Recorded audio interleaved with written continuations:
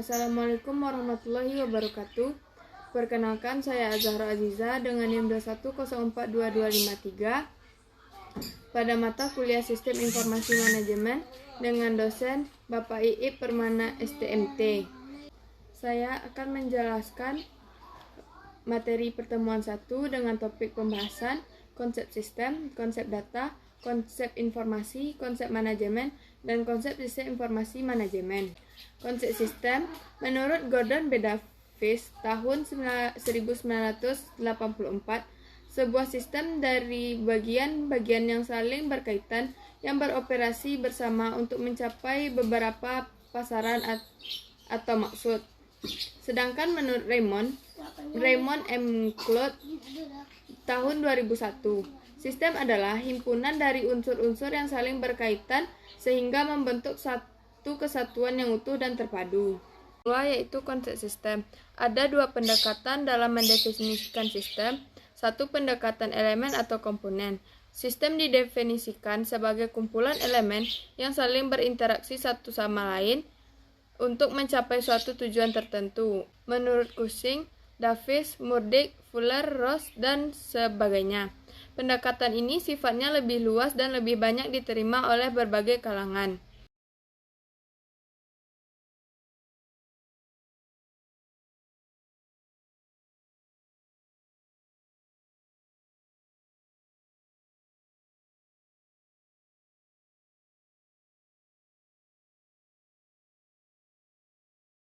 Karakteristik sistem.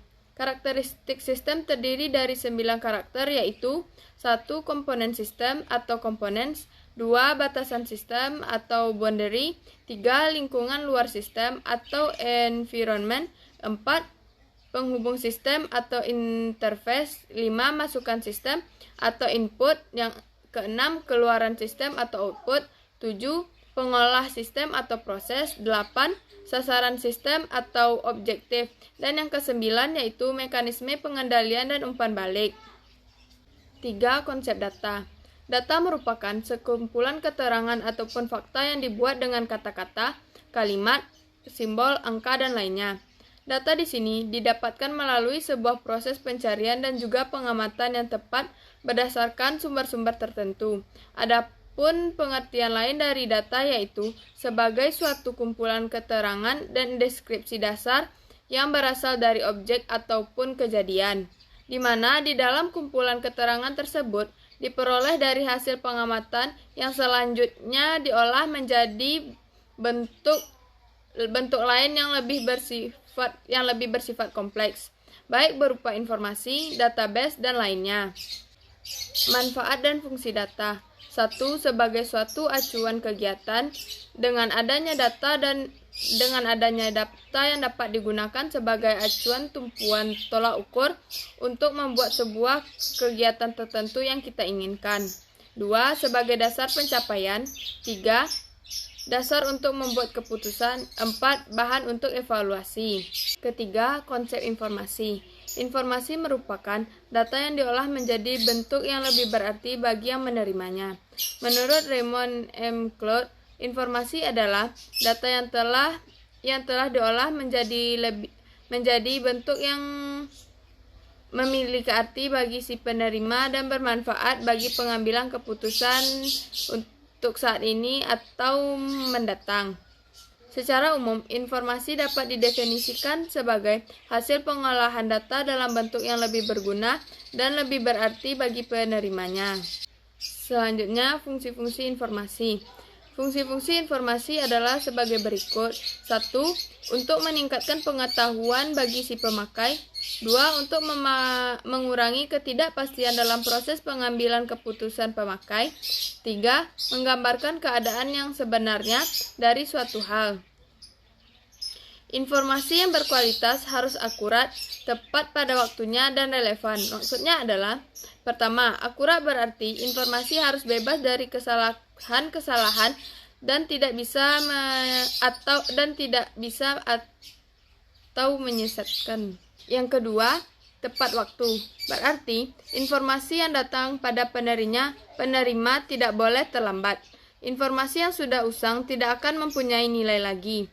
karena informasi merupakan landasan di dalam pengambilan keputusan. Ketiga, relevan, berarti informasi tersebut mempunyai manfaat untuk pemakainya. Relevansi informasi untuk tiap orang berbeda-beda. Nilai informasi ditentukan dari dua hal, yaitu manfaat dan biaya mendapatkannya. Yang keempat, konsep manajemen. Manajemen menjadi rujukan atau dasar ilmu pengambilan keputusan di dalam perusahaan maupun kehidupan manusia secara umum.